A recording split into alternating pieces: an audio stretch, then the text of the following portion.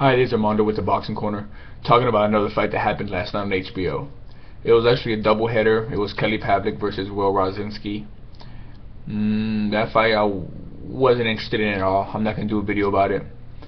Thought it was a waste of an undercard. I'm sorry for those Pavlik fans and Rosinski fans, but they could have put something a little bit more entertaining, because that fight just did not interest me one bit. I was literally walking around the house during that fight. So I'm going to be talking about the Nonito Donaire versus Jeff Mathebula fight. It's for a unification bout. Mathebula, I think, has the IBF, and I think Nonito has a the WBA or BCI. I don't even remember. They're going to unify the belts. Jeff Mathebula just won it by I forgot the guy's name. It's a weird name, but regardless, it was on HBO. I was excited. I'm a big fan of Nonito Donaire. I've seen his last 2 or 3 fights. The Montiel, Vasquez, Narvaez, and then now this one. Regardless, fight kicks in. First round, I give it to Nonito. You can obviously see Nonito has the much heavier hands.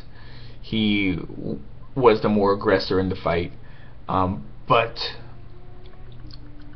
Jeff, he was throwing more. He was throwing these little tic-tacs, these little combos here and there.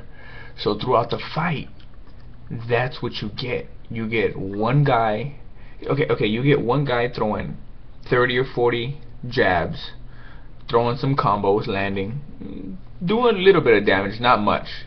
But then you get a guy throwing 9 or 10 hard power punches. So then there's a fine line. Do you judge based on the guy who throws more lands more, or do you give the round to a guy who may not throw as much as the other guy but lands more power punches, and their power punches are hurting the guy far more than when landed on by the other guy? So that's the fine tuning of how you judge a fight. So that was how the fight was fought throughout the whole night, and to me it was a hard fight to judge because of that, because this guy was landing and throwing a lot more punches and more combos, and had Nonito at bay, and Nonito had to penetrate his defense to try to get in there and land these punches. So in the end, the scorecards were 117-110, 118-109, and 119-108. All of them gave them to Donaire. The HBO commentators felt it was a lot more closer than that. Now with me, I gave it 9-3 for Donaire. Yes, Donaire was hurt. You can see he had a welt right here. Yes, he was getting landed on. But for me, when I judge a fight, in that case, what I've been speaking, I think of who has the more heavier hits, who does the more damage, who is the more aggressor. You can have a guy jabbing the shit out of another guy for 2 minutes of the round, but then if a guy comes in and lands a couple of 2 or 3 real hard shots that kind of stuns the guy, or kind of wakes the guy up, or pins his head back, it kind of balances it out a little bit, in my opinion. Because you can jab somebody like crazy, like Vladimir, and win the fight. But then if you got a guy jabbing the crap out of you, and some guy comes in with 2 or 3 big hits, and has you a little worried, and kind of has you like, kind of treading waters of where you're like, okay, I gotta stay back. Then which round do you give?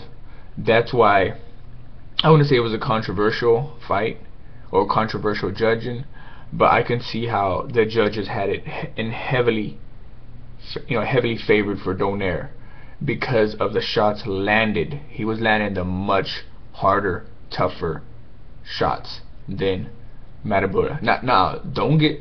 I'm giving Mathebula credit because he was hitting Donaire. He was catching him with a lot of combos. He was catching him, and it was frustrating Donaire, you can tell. But in the end, I scored the fight for Donaire 9-3 because of his power shots.